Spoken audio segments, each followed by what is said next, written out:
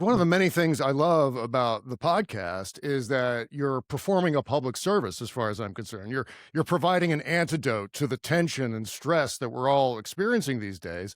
And when I listen, in particular, to the first couple of episodes, it draws me back to art, poetry, storytelling. In the first episode, you talk about the national parks as well. Is that the Yeah. intention of the show, to remind us to take a second to breathe and to unwind from some of the external stresses that we're all experiencing right now?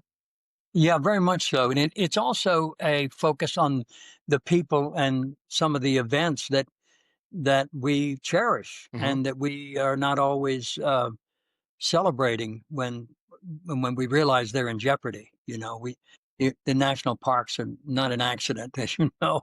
They would have been oil pits or gold mines if certain people hadn't stood up Right. and said, this is a creation that we're never going to duplicate, and so that we have to preserve it, and it's going to cost you. Yeah, But yeah. if what we cherish is not costly, then we're left to question its value. Mhm. And so national parks are one of those. And Ken Burns is very much in the corner of that thinking with his program. Oh, yeah, America's Best Idea. The Yeah, subtitle for that documentary series was yeah, absolutely wonderful. Do you yeah. share the same sort of enthusiasm for the national parks as President Bartlett did in The Oh, West Wing? I do.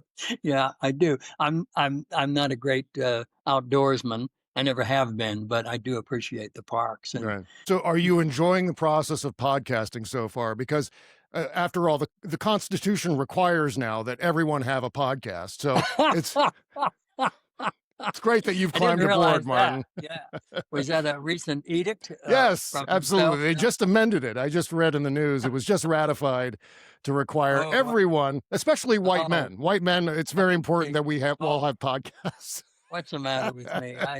Gosh, I finally woke up. I think maybe Renee told you I am not computer savvy.